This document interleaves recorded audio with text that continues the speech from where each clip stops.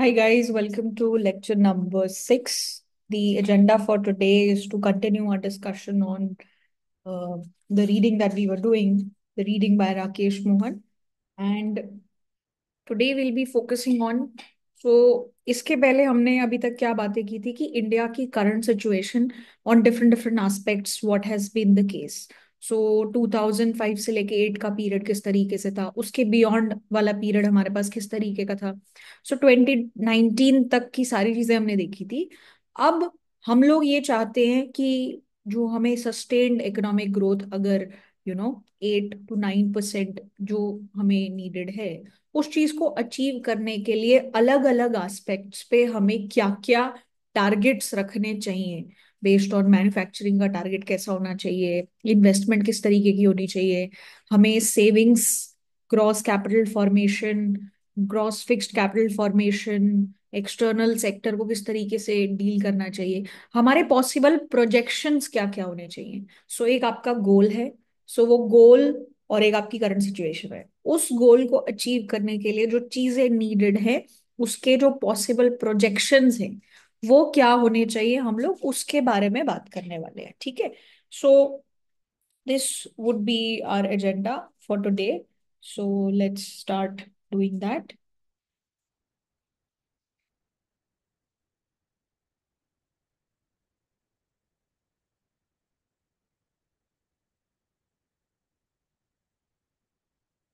Let's see. Wherever there's a need of discussing things through table, I'll show you guys the table, and rest, let's start the discussion.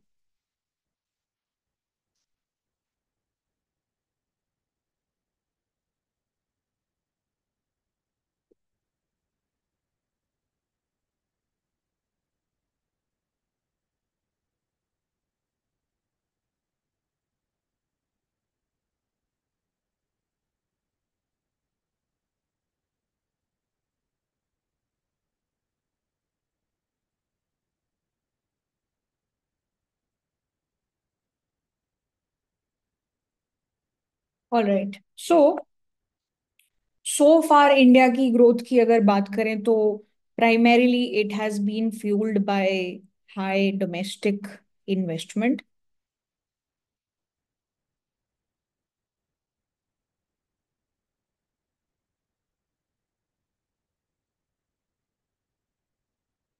and some portion, some of this investment is also coming through the route of FDI, foreign direct investment.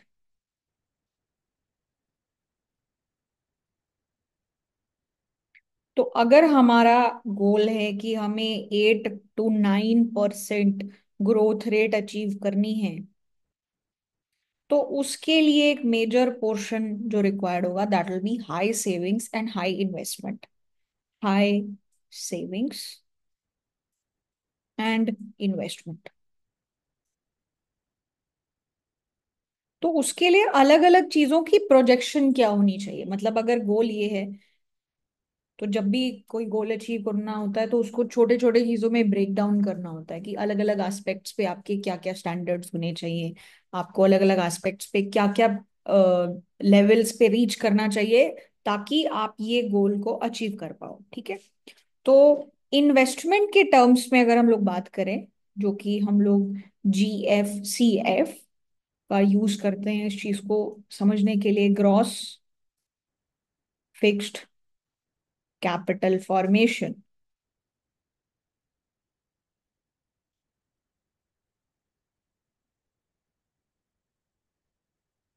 तो 2012 से लेके 2018 के period में this particular number was 31%। So our projection is कि जो आगे आने वाले पीरियड्स हैं 20 से 35 के बीच का जो पीरियड है, 20 से 35 के पीरियड को भी हमने दो पार्ट्स में डिवाइड किया है, which is 20 to 25, and then 25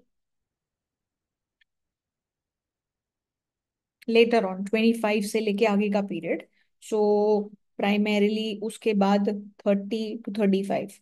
so our target is कि यहाँ पे हम लोग एटलीस्ट 33 to 35% टारगेट पे पहुंचे। एंड देन फाइनली हम लोग यहाँ पे 35 to 38% के टारगेट पे पहुंचे। ठीक है। एंड देन वी सेड कि जो हमारा पीक टाइम चल रहा था, जब हम लोग बूम पे थे, तो अराउंड 2007 2008 के पीरियड में we had achieved about 33% of this GFCF value. तो this had been achieved before. Now the goal is कि आप वापस से इस चीज को रिवाइव करो एंड अपकमिंग 5 इयर्स के टारगेट में इसको 33 to 35 के बीच में लेके आओ। लेटर ऑन के जो आपके एंड के पीरियड्स हैं, उसमें यहाँ पे आप इसको 35 to 38 के बीच में लेके आओ। So one goal is to increase the investments appropriately. So that is one thing. अब ये जो इन्वेस्टमेंट है, ये कहाँ से रूट होगी? इन्वेस्टमेंट को रूट होने के लिए हमें सेविंग्स की जरूरत है। अब सेविंग्स के क्या प्रोजेक्शंस है हमारे पास?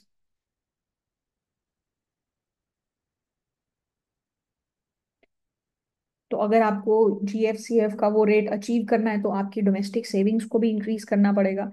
अब इसमें हाउस होल्ड सेविंग्स हो गई, इसमें प्राइवेट कॉर्पोरेट्स की सेविंग हो गई, एंड इसमें पब्लिक सेविंग्स भी आ जाती है। तो ये तो डोमेस्टिक सेविंग वाला पार्ट हो गया। अब उसके अलावा आपको एक्सटर्नल सेविंग्स को भी इन्वॉल्व करना पड़ेगा। मतलब एक्सटर्नल सेक्टर से if there is a need of borrowing, we have to do that also. ठीक है। तो यहाँ पे, ताकि हम लोग एक सस्टेनेबल कैड को मेंटेन कर सके, करंट अकाउंट डेफिसिट को मेंटेन कर सके, and the target has been around 2 से लेके 2.5% ऑफ GDP। इसके बियॉन्ड कैड नहीं जाना चाहिए, अदरवाइज हमारी बहुत लार्ज अमाउंट ऑफ सेविंग्स इसी डेफिसिट को कंट्रोल में लाने के लिए यूज हो जाएंगी। ठीक है। तो इस चीज को अचीव करने के लिए आपको यहाँ पे भी ध्यान देना पड़ेगा, यहाँ पे भी ध्यान देना पड़ेगा, यहाँ पे भी ध्यान देना पड़ेगा। तो ये जो इंडिविजुअल प्रोजेक्शंस हैं, इस पे भी हम लोग देखेंगे। सो इससे related I would like to show you a table which tells you what kind of projections we are expecting. ठीक है। And after that I would like to show you one other table which is like this.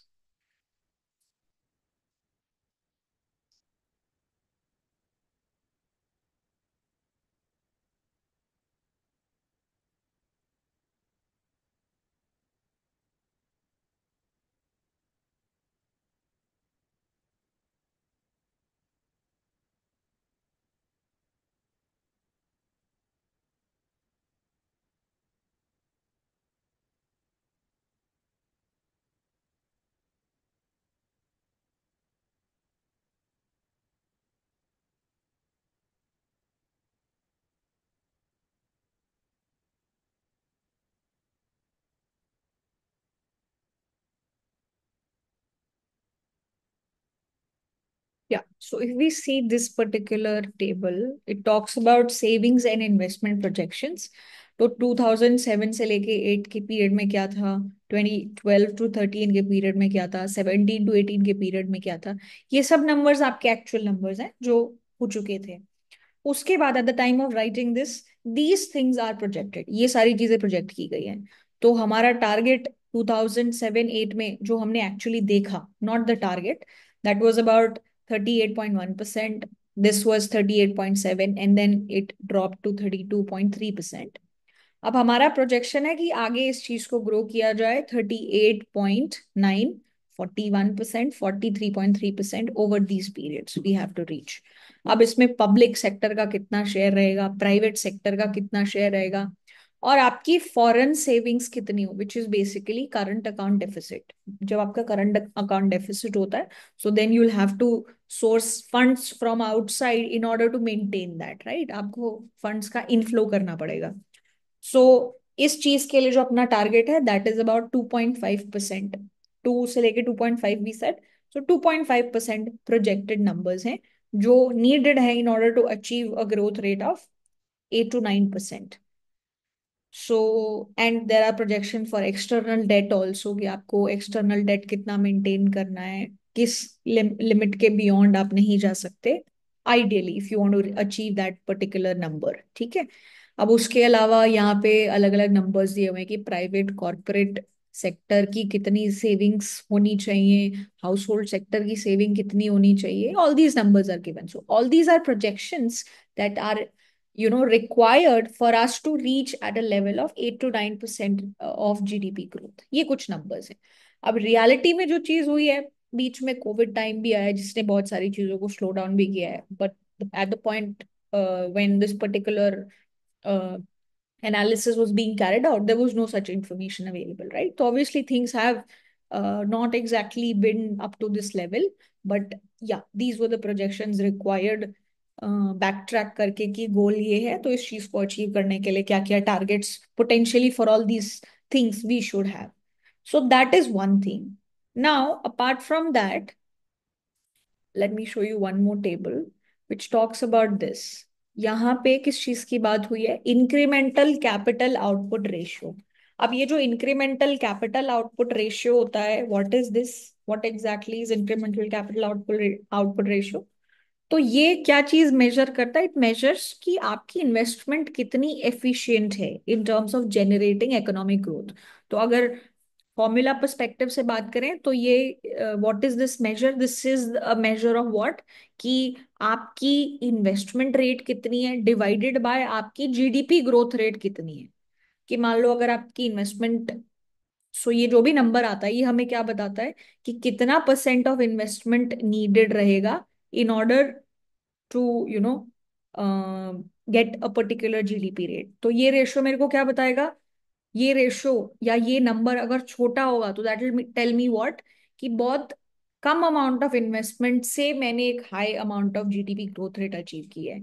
और किसी country के लिए ये number अगर बड़ा है, that means the investment rate which is required to achieve a particular GDP rate that is higher. तो मतलब बहुत ज्यादा इन्वेस्टमेंट से बहुत कम ग्रोथ आ रही है if the number is high, and if the number is low that means कि कम investment से हाई जीडीपी ग्रोथ रेट आ रही है।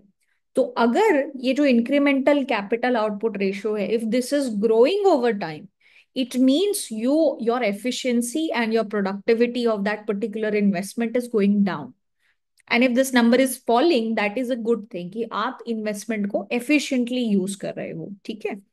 So if we talk about India, तो इंडिया के परस्पेक्टिव से 1980s 1990s 2000s and then 2010 to 17 and then 2007 2008 to 17, इस period को bifurcate किया गया है।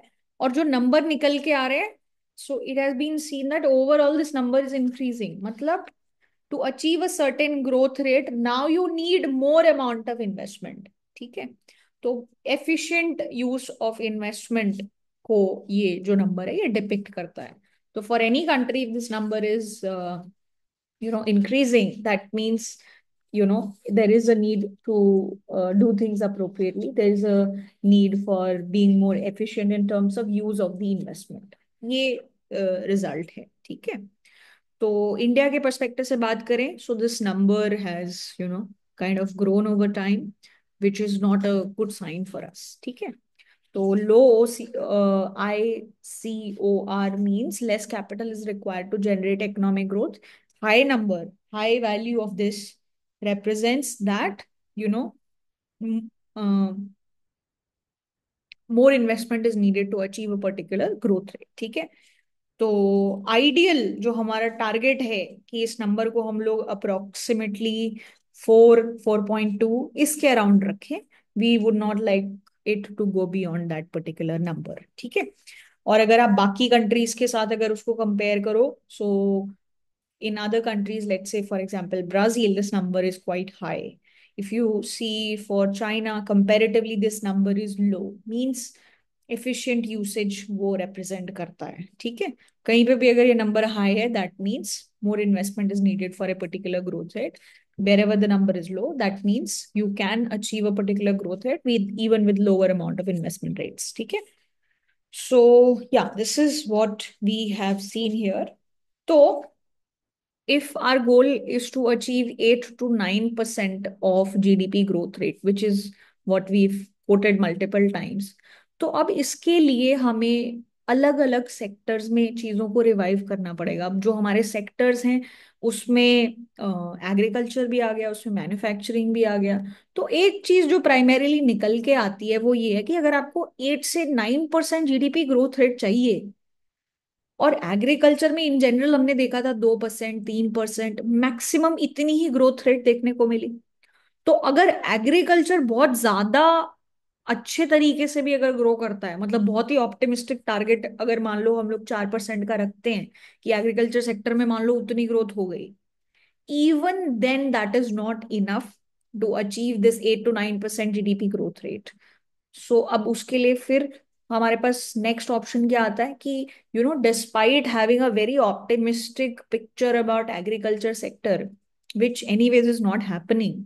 तो एग्रीकल्चर सेक्टर में भी अगर आप बहुत ज्यादा होपफुल रहो कि चीजें ठीक हो जाएंगी, there is still a need of revival of the manufacturing sector, कि आपके मैन्युफैक्चरिंग सेक्टर में at least there should be a 10% growth rate if you want to achieve a GDP growth rate of beyond 8%। तो manufacturing growth के terms में we had a very nice time period around 2005 से लेके 2008, but वो जो numbers उस वक्त पे हमें देखने को मिले थे वैसे नंबर्स हमें इस पूरे पिछले डेकेड में नहीं देखने को मिले। सो काफी बड़ा की चैलेंज क्या आता है कि आपको अपनी मैन्युफैक्चरिंग को इम्प्रूव करना पड़ेगा अगले 20 साल में, if you want to achieve that ambitious target of 8 to 9%, even if agriculture is at at its all time best, even if it is at its all time best, there will still be a need of more than 10% of growth rate in the manufacturing sector। So that is something that we will have to uh, think about. अब उस manufacturing sector में revival के क्या क्या bottlenecks हैं, क्या चीजें हैं जो उस सेक्टर को ग्रो करने से रोक रही हैं, that is something that we would come back to. तो अब इसमें हमने दो चीजें की बात की थी कि इन्वेस्टमेंट ड्रिवन होगा सारा सिस्टम, इन्वेस्टमेंट ड्रिवन होगी पूरी जीडीपी ग्रोथ रेट्स के लिए इन्वेस्टमेंट्स की काफी हाई नीड रहेगी। And then we said there are three sectors, जिसमें पब्लिक हो गया, public sector saving, private saving also, and then we also looked at the external side, household saving, private sector saving, which is the private corporate savings, and then public sector saving। ये तीन sectors, and then there is an external sector also in picture। तो सब में क्या क्या challenges हैं, that is something that we would like to get into now, and then we will move on to the next part, which is what should be the situation sector wise। All right, so let's come back to that।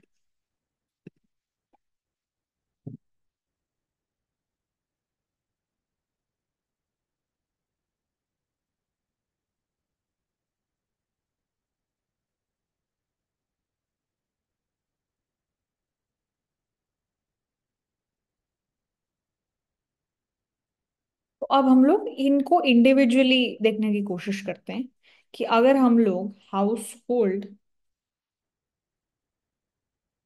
Savings की बात करें, house hold savings में किस तरीके की situation होनी चाहिए, what is the projected number. तो हाउस होल्ड सेविंग्स हमेशा से डोमेस्टिक सेविंग का काफी बड़ा हिस्सा रहा है। अगर 1997 से लेके 2003 की बात करें तो it was around 21% of GDP. और जो हमारा पीक टाइम चल रहा था 2008 to 11, this number reached around 24% of GDP.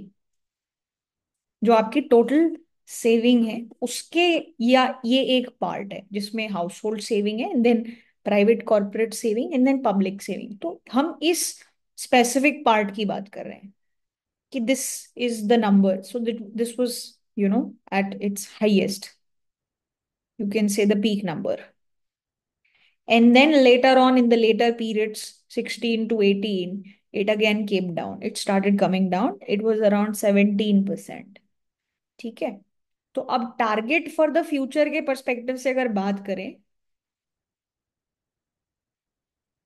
तो वो क्या होना चाहिए कि शॉर्ट टर्म में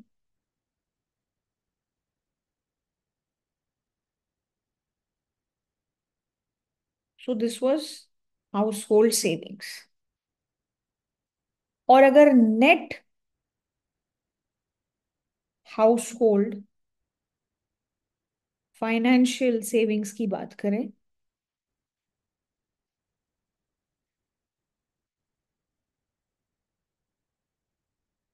तो this came around 11 to 12% in 2007-8, and then from there it went to 7% in recent year.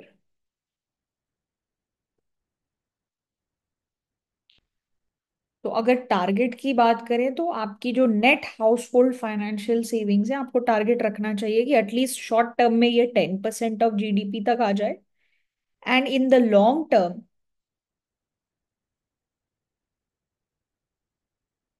and in the long term it should be about, it should gradually increase to around 13%.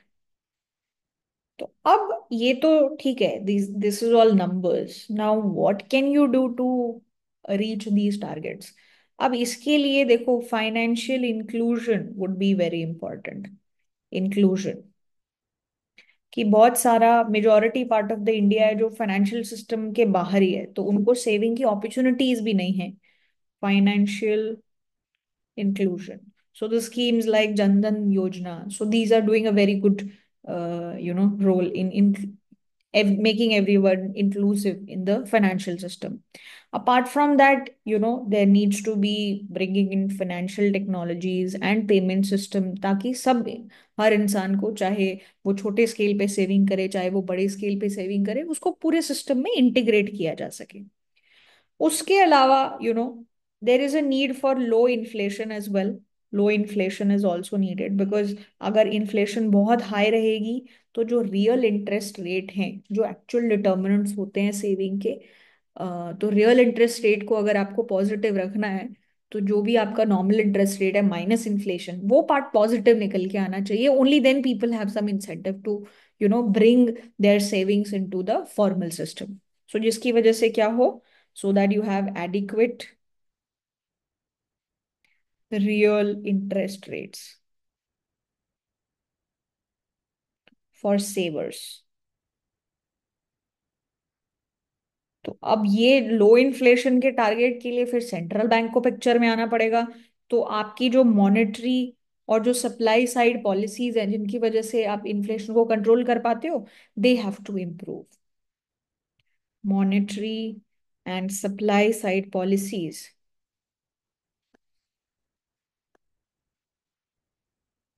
To control inflation have to improve.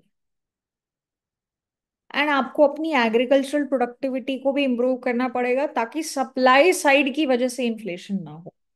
Agricultural agricultural productivity, ताकि food inflation ना हो। ठीक है। उसके अलावा,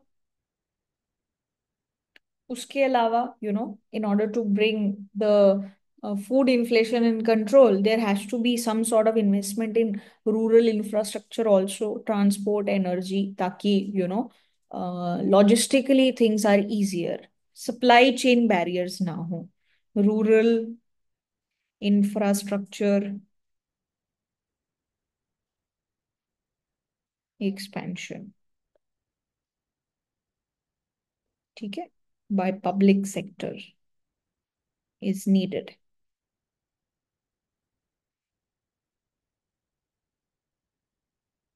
तो ये तो बात हो गई हमारे हाउस होल्ड सेविंग के पर्सपेक्टिव से, कि लोगों को पहले तो फाइनेंशियल सिस्टम के अंदर लेके आओ, लोगों के लिए ल्यूक्रेटिव बनाओ सेविंग्स करना, उसके लिए इन्फ्लेशन कंट्रोल में रखो, उसके लिए ये सारे फैक्टर्स हैं जो आपको इम्प्लीमेंट करने पड़ेंगे।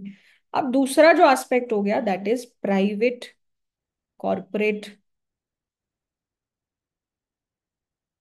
Sector savings.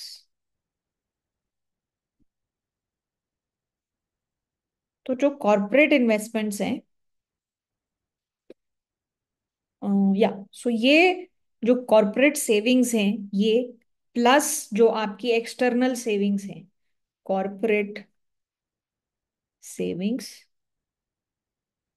और एक्सटर्नल सेविंग्स। यही दोनों कंबाइन करके मेजरली क्या बनता है?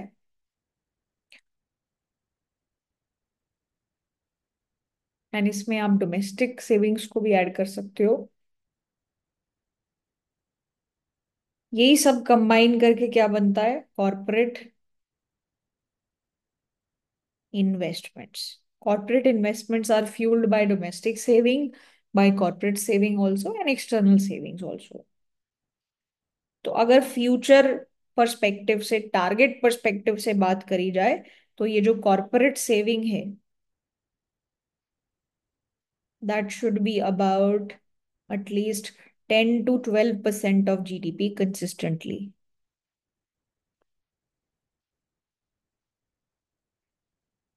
एंड लॉन्ग टर्म गोल की बात करी जाए तो we should keep it around 12 to 15% by 2030 to 35। अब इसके लिए क्या नीड नीड होगा कि आपको लो नॉमिनल इंटरेस्ट रेट्स रखने पड़ेंगे एंड फिस्कल कंसोलिडेशन को फॉलो करना पड़ेगा। You can not be running high fiscal deficits and you also have to maintain low nominal interest rate, ताकि ये जो इन्वेस्टमेंट है वो फ्यूल हो सके। सस्टेन्ड इन्वेस्टमेंट्स कॉर्पोरेट सेक्टर करता है, इस चीज के लिए आपको ये सारी सिचुएशंस को मेंटेन करना पड़ेगा। ठीक है। सो दैट इज अनदर थिंग। ये कॉर्पोरेट प्राइवेट सेक्टर सेविंग की बात हो गई। अब इसके अलावा हम लोग पब्लिक सेक्टर सेविंग की बात करेंगे।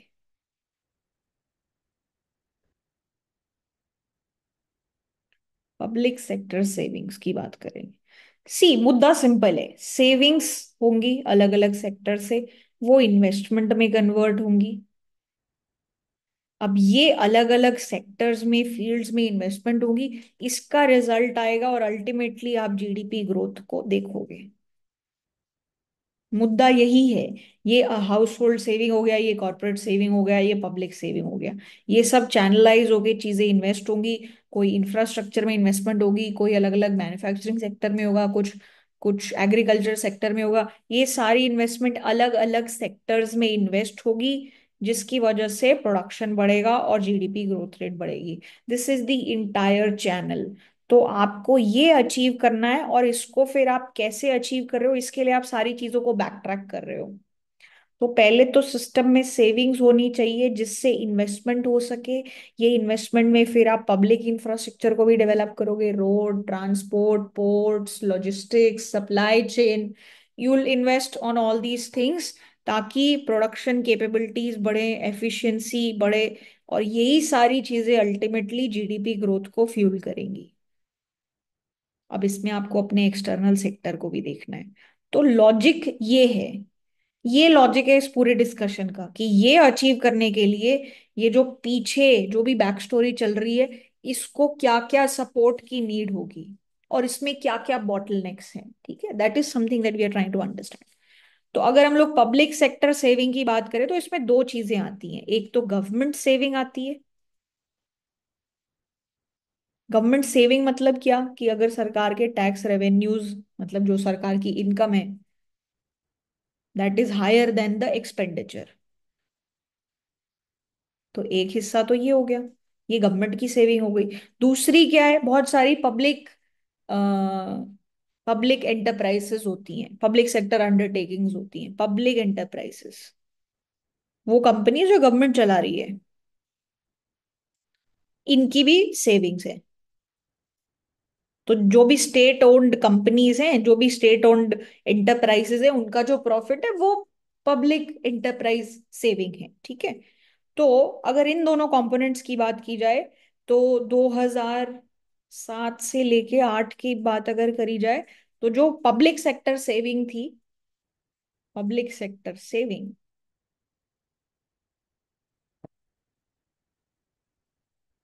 that number was mildly positive, about 1.1% of GDP. This much contribution was from the public sector saving। अब इसमें गवर्नमेंट की सेविंग भी आ गई। और अगर मान लो गवर्नमेंट सेविंग नहीं है, अगर यहाँ पे डेफिसिट है, प्राइमरी डेफिसिट चल रहा है, तो वो पब्लिक एंटरप्राइज सेविंग के थ्रू ये नंबर आ रहा था। ठीक है। और फिर जब यूएस हाउसिंग क्राइसिस हुआ, या जिसको नॉर्थ अटलांटिक फाइनेंशियल क्राइसिस भी बोल रहे हैं, तो उसके बाद सरकार की तरफ से कुछ स्टिमुलस भी आए। अब जिसकी वजह से ये जो पब्लिक सेक्टर सेविंग है, that became negative, that turned negative. And मतलब you are not saving, you are actually dissaving, you are spending more than what you are getting. ठीक है। So this turned negative and this has remained negative since then. तो अब future projections की बात कर ली जाए कि ये तो करंट सिचुएशन। अब फ्यूचर प्रोजेक्शन में वी शुड बी टारगेटिंग कि एटलीस्ट 2020 से लेके 25 के पीरियड में इट शुड इंक्रीज फ्रॉम जो 1.5% टू लेट्स से जो भी नंबर था, यहाँ से लेके 3% ऑफ जीडीपी के नंबर के बीच में हम लोग एटलीस्ट इस चीज को लेके जाएं।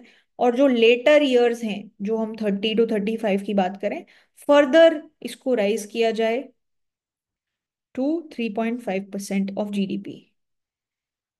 अब सरकार के जो अब सरकार में गवर्नमेंट सेविंग का हिस्सा भी आता है, टैक्स रेवेन्यूज आता है और एक्सपेंडिचर आता है।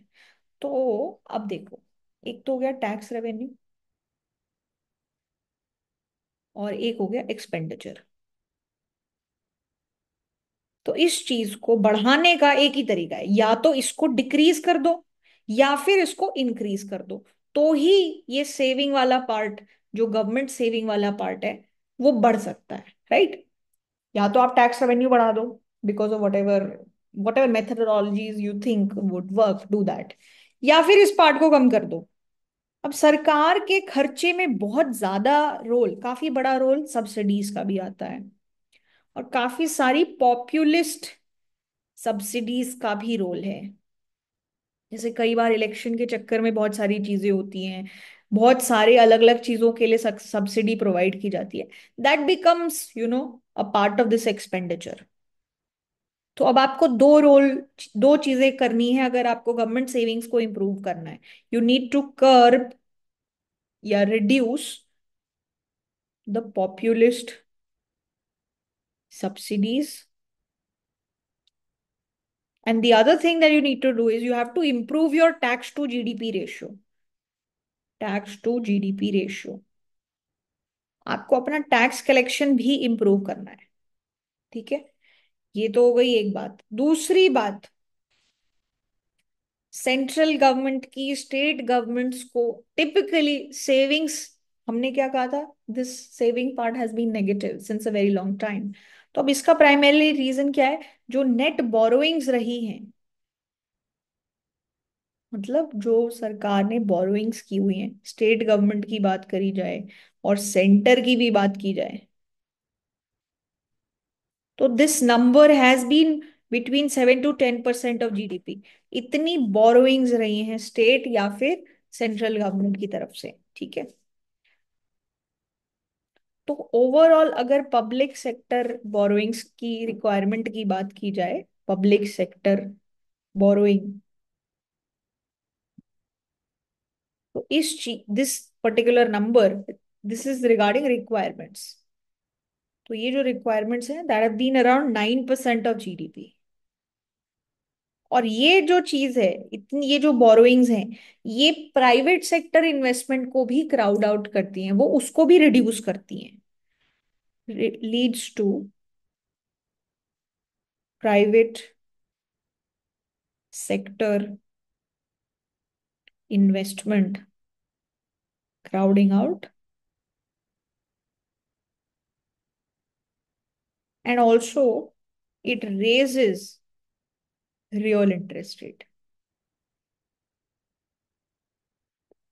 तो ये दो इम्पैक्ट्स होते हैं इसके, जिसकी वजह से एक तो प्राइवेट सेक्टर इन्वेस्टमेंट रिड्यूस होती है और एक रियल इंटरेस्ट रेट भी बढ़ते हैं, जिसकी वजह से और प्राइवेट सेक्टर इन्वेस्टमेंट रिड्यूस होती है, because it is now becoming less profitable for the private sector to take loans and start with the projects.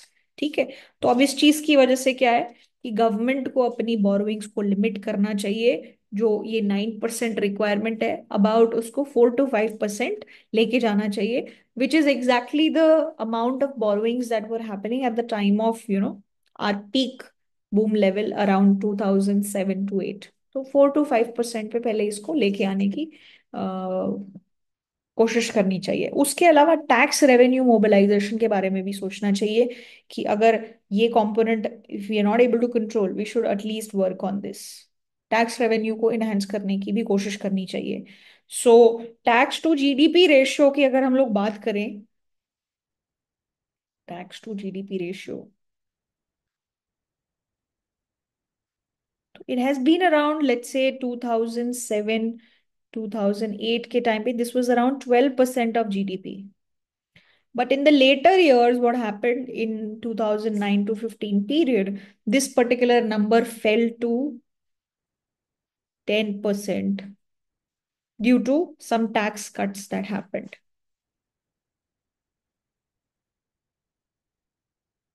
ठीक है। सो जो रिसेंट सरकार के डेवलपमेंट्स रहे हैं उसमें जीएसटी इम्प्लीमेंटेशन भी रहा है, और जिसका एम क्या है कि वो इनडायरेक्ट टैक्स कलेक्शन को बूस्ट कर सके।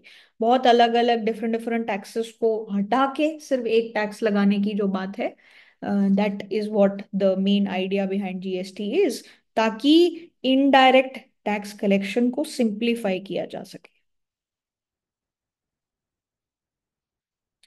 And also what we have been seeing is कि जो कॉरपोरेट से टैक्स रेवेन्यू आता है, that number has fell from around 4% of GDP, corporate tax revenues. So this was about 2007 to 11 के period में about 4% of GDP. But this number has fell to 3.5% of GDP recently. And when I say recently, I'm talking in reference to the times when this particular discussion was happening. That was 2019. So this all these numbers, whenever we are talking recently, it refers to that. ठीक है। तो अब ये तो current situation की बात होगी। अब फ्यूचर गोल्स कैसे रहेंगे? फ्यूचर टैक्सेशन गोल्स, सरकार को अपने सेविंग्स बढ़ाने के लिए क्या करना पड़ेगा? You have to increase personal income tax collection. Income tax collection, personal income tax collection को आपको इंक्रीज करना पड़ेगा।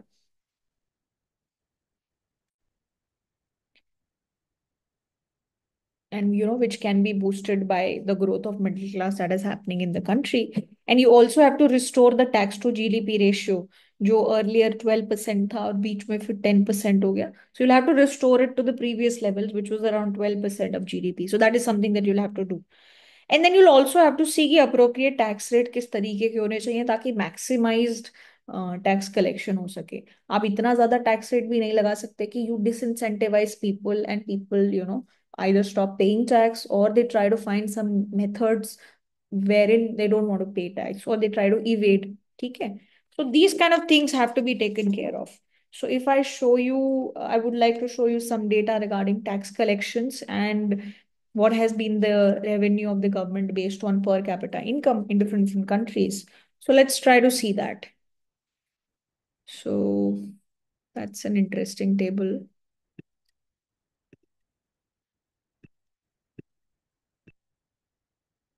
So if we try to go here,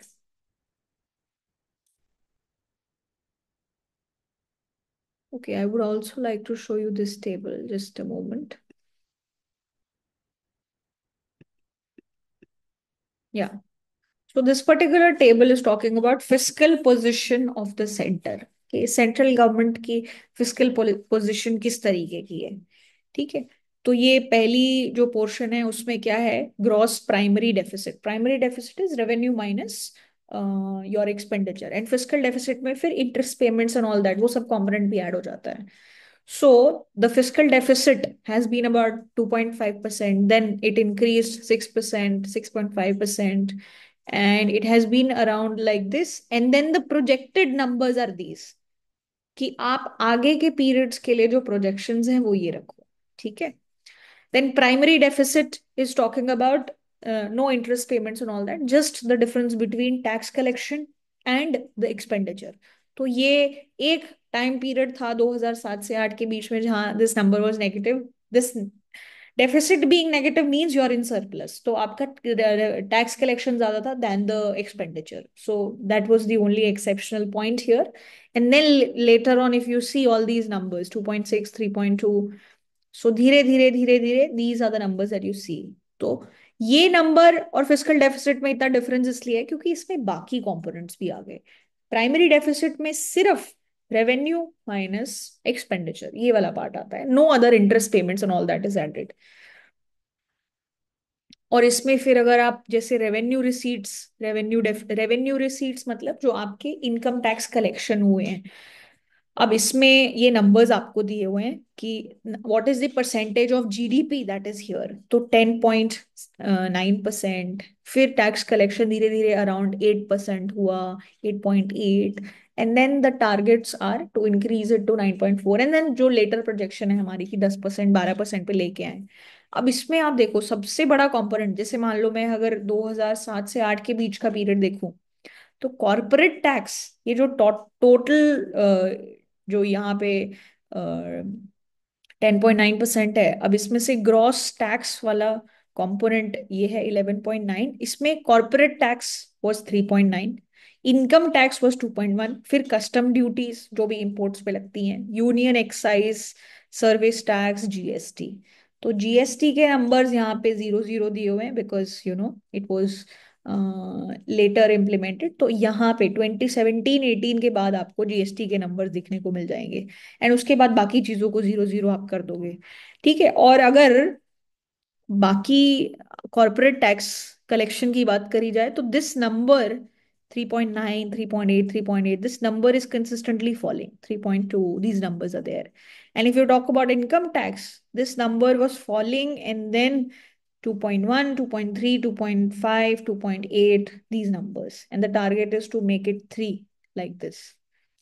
And then, the service tax, union tax, all these other things are there. So, ye revenue, yeah, so these are revenue receipts, then capital receipts, and these are your total receipts. And then you have the expenditure part. अब इस expenditure में interest payment, subsidies भी हैं. Subsidies का अगर आप number देखोगे तो 1.4, 2.3, and then it keeps going. So there are multiple components. Then there are capital expenditure part, total expenditure. All these numbers are there. तो ये सारे नंबर्स आपको गवर्नमेंट की स्टैंडिंग बताते हैं, कितनी रिसीट हो रही है, कितना एक्सपेंडिचर हो रहा है, ये सारे नंबर्स. ठीक है. एंड मूविंग ऑन, या this is the number that we wanted to see. So will come to the tax collection part. अब उसके अलावा अगर आप ये टेबल देखो, इसमें क्या लिखा हुआ है, जनरल गवर्नमेंट रेवेन्यू एंड पर capita income. So this is from a database, world economic outlook database 2018 का, IMF. And this data is from 2016, and it is from 186 countries. ठीक है. तो कि उस कंट्री में टैक्स रेवेन्यू क्या है as a percentage of GDP, और वहां की जो पर कैपिटा इनकम है in terms of US dollars वो क्या रही है. तो अलग अलग कंट्रीज की जो पर कैपिटा इनकम है, पर कैपिटा जीडीपी है इन यूएस डॉलर टर्म्स, वो अलग अलग होगी. अलग अलग कंट्रीज अलग अलग लेवल पे स्केल्ड अप होंगे. तो कोई कंट्री यहाँ होगी, कोई कंट्री यहाँ होगी, और उस पर्टिकुलर कंट्री में जो जनरल गवर्नमेंट रेवेन्यू है as a percentage of GDP वो क्या होगा, इस चीज का एक स्कैटर प्लॉट बनाया हुआ है. और उसमें ये दिखाया हुआ है कि इंडिया यहाँ पे है, कि इंडिया की स्टैंडिंग यहाँ पे है, और उसका जो सेंट्रल गवर्नमेंट का रेवेन्यू है that is about 20%. And consistently like if we see in general there is an upward pattern, कि जितनी ज्यादा जीडीपी पर कैपिटा ग्रो करती है उतना सरकार को जो गवर्नमेंट रेवेन्यूज है वो भी बढ़ते हैं, because obviously the taxes that are considered, they are always proportional to the income that the people are earning. ठीक है. So this makes sense. So this is one thing. Apart from that, yeah, if you see this table, it talks about income tax collection from individuals in India. तो अगर मान लो 2015-16 की बात की जाए, तो ये पहले क्या दिया हुआ है, इनकम रेंजेस, कि वो लोग जिनकी इनकम 0.5 मिलियन से नीचे है. 1 million is 10 lakh, 500,000 is 5 lakh. तो 5 लाख से नीचे, 5 से 10 लाख के बीच में, 10 से 20 लाख, 20 लाख के ऊपर, और टोटल ये सब नंबर्स दिए हुए हैं. ठीक है. तो ये जो नंबर ऑफ रिटर्न्स है, मतलब कितने लोगों ने रिटर्न्स फाइल किए हैं, वो ये है 29.7 million. 1 million is 10 lakh. So let's say this is 30 million. 30 million will be how much?